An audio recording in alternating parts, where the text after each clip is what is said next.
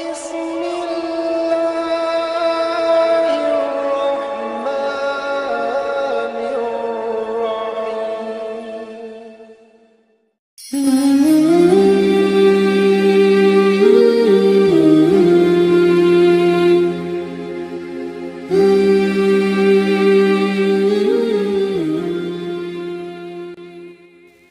الله الرحمن الرحيم. Bismillahirrahmanirrahim. Assalamualaikum warahmatullahi wabarakatuh. Syukur alhamdulillah kita bisa berjumpa lagi di channel ini. Harapan dan doa saya, semoga saudaraku semuanya selalu diberikan kesehatan, dilapangkan rezekinya, diampuni dosa-dosanya, dan dipanjangkan umurnya. Amin ya rabbal alamin. Sahabat beriman yang dirahmati Allah, sejak kecil kita selalu diperingatkan untuk tidak bersikap buruk kepada orang tua. Jangan sampai kita menjadi anak durhaka yang suka membangkang dan menyakiti hati orang tua. Karena kita semua tahu ridho Allah berasal dari ridho orang tua juga. Akan tetapi di era sekarang banyak dari orang tua yang kurang menyadari akan sikapnya terhadap anak, sehingga sikap yang dirasa benar oleh orang tua ini justru bisa dikatakan mendurhakai seorang anak. Ada satu kisah menarik yang mungkin bisa kita jadikan sebagai pelajaran. Suatu hari, ada seorang laki-laki menemui Umar bin Khattab untuk mengadukan perihal kedurhakaan anaknya. Umar lalu memanggil anak tersebut dan menegur perbuatannya. Setelah ditegur, anak tersebut bertanya kepada Umar, "Wahai Amirul Mukminin, bukankah anak memiliki hak atas orang tuanya?" Umar menjawab, "Benar." Lantas anak tersebut bertanya, "Apa hak seorang anak?" Lalu Umar pun menjawab, "Memilihkan calon ibu yang baik untuknya, memberikan nama yang baik, dan mengajarinya Al-Quran." Kemudian si anak tersebut berkata, "Wahai Amirul Mukminin, ayahku tidak pernah melakukan satupun dari apa yang Tuhan sebutkan itu. Ibuku wanita berkulit hitam bekas budak beragama Majusi. Ia menamakanku Ju'lan, dan dia tidak mengajariku satu huruf pun dari Al-Quran." Mengetahui jawaban si anak, Umar pun mendekati orang tua itu dan berkata, "Engkau datang mengadukan kedurhakaan anakmu, padahal engkau telah durhaka kepadanya sebelum ia mendurhakaimu.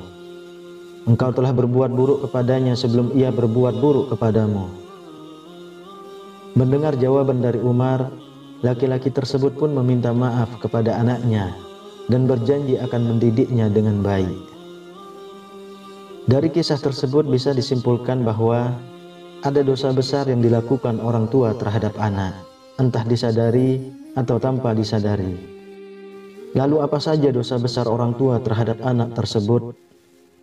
Yang pertama, bersikap kasar terhadap anak.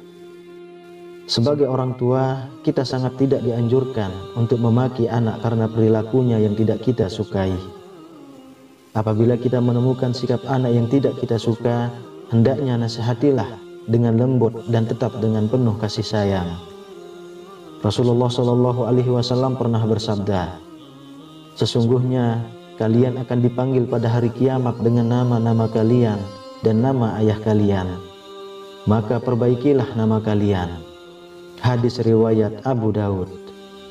Oleh sebab itu, marah atau memaki anak sangatlah tidak dianjurkan, apalagi sampai memaki anak dengan memanggil nama yang tidak sesuai dengan nama si anak. Lalu yang kedua, pilih kasih kepada anak. Orang tua yang memiliki anak lebih dari satu sangat tidak dianjurkan pilih kasih atau bahkan memberi lebih kepada anak kesayangan dibanding dengan anaknya yang lain, sehingga yang terjadi adalah ada anak lain yang merasa terabaikan. Sikap pilih kasih orang tua kepada anak bisa memicu putusnya tali silaturahmi antar sesama anak dan bisa menyebabkan kecemburuan sosial di antara anak-anak yang lain. Dalam hadis sahih yang diriwayatkan oleh Imam Muslim, pernah dijelaskan bahwa Nu'man bin Bashir pernah bercerita, "Ayahku menginfakkan sebagian hartaku untukku. ibuku Amrah binti Rawahah kemudian berkata, "Saya tidak suka engkau melakukan hal itu," sehingga menemui Rasulullah. Ayahku kemudian berangkat menemui Rasulullah Shallallahu Alaihi Wasallam sebagai saksi atas sedekah yang diberikan kepadaku. Rasulullah berkata kepadanya, "Apakah engkau melakukan hal ini kepada seluruh anak-anakmu?" Ia berkata, "Tidak." Rasulullah Shallallahu Alaihi Wasallam berkata, "Bertakwalah kepada Allah dan berlaku adillah kepada anak-anakmu." Ayahku kemudian kembali dan menarik lagi sedekah itu. Hadis riwayat Muslim. Dari hadis tersebut bisa disimpulkan bahwa kita sebagai orang tua sangat dianjurkan untuk berlaku adil kepada setiap anak menurut kebutuhannya masing-masing.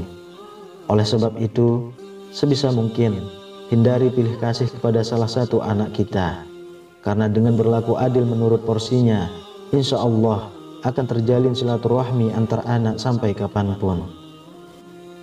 Ketiga, membanding-bandingkan anak. Kebiasaan orang tua yang membanding-bandingkan anak akan menimbulkan perasaan rendah diri pada anak yang lain. Apalagi jika hal yang dibandingkan adalah sesuatu yang di luar kemampuan anak, atau justru yang menjadi kelemahan dari si anak. Hal ini akan mempengaruhi pikiran, juga perasaan dari anak ke orang tua.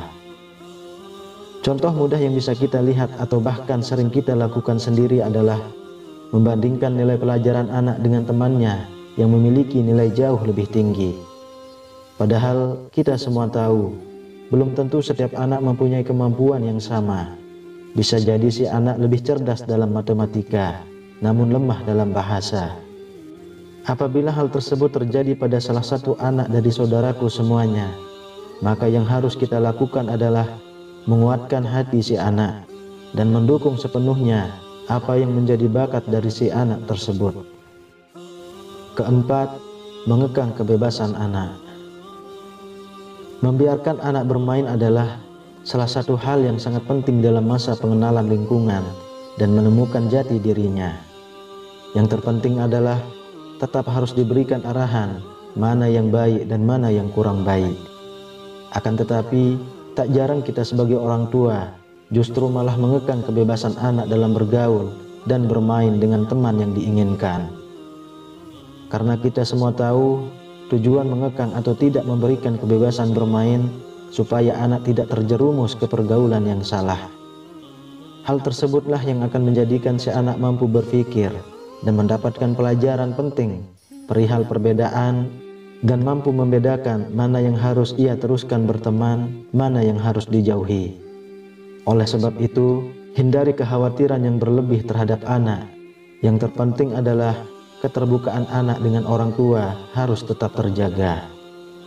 Tujuannya supaya si anak akan lebih nyaman bercerita kepada orang tua apabila ada sesuatu masalah yang belum bisa diselesaikan.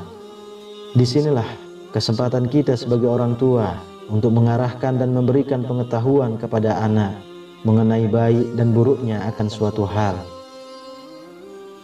Yang kelima, mendoakan keburukan kepada anak. Berdoa bukan hanya di setiap selesai mengerjakan ibadah saja.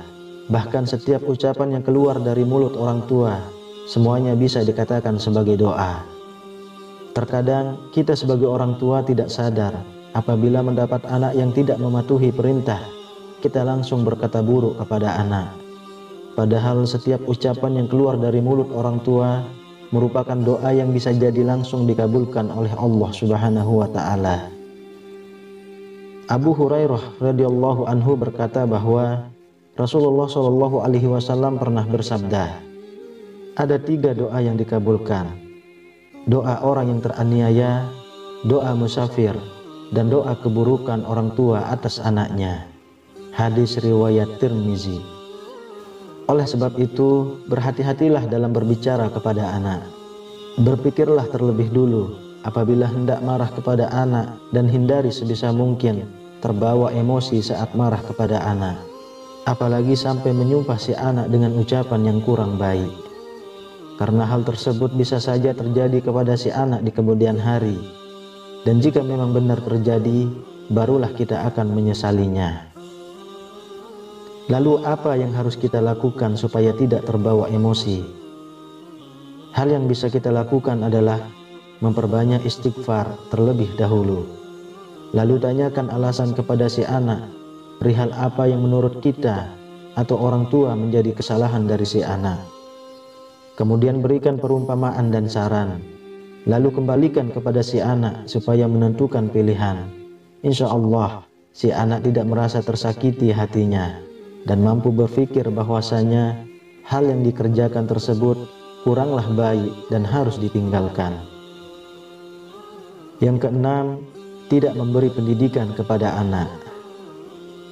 Yang dimaksud pendidikan dalam hal ini bukanlah sekedar pendidikan sekolah saja, akan tetapi juga menyangkut berbagai macam aspek kehidupan. Misalnya adalah pendidikan agama, sosial, budaya, dan lain sebagainya.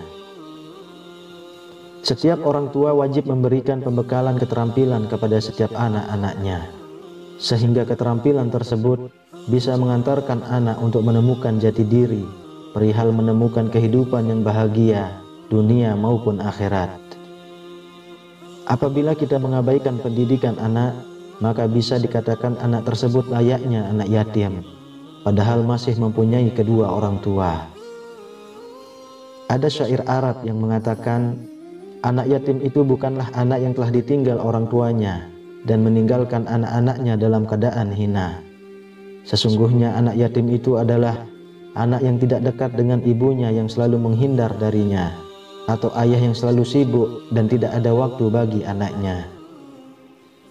Kalau kita menyimpulkan, syair tersebut ingin menyampaikan bahwa perhatian adalah kunci penting dalam mendidik anak supaya sukses di dunia dan akhirat. Adalah sebuah bentuk kedurhakaan terhadap anak apabila kita sebagai orang tua justru tenggelam dalam kesibukan, sehingga yang terjadi adalah kita lupa untuk mengajarkan anak tentang akidah agama.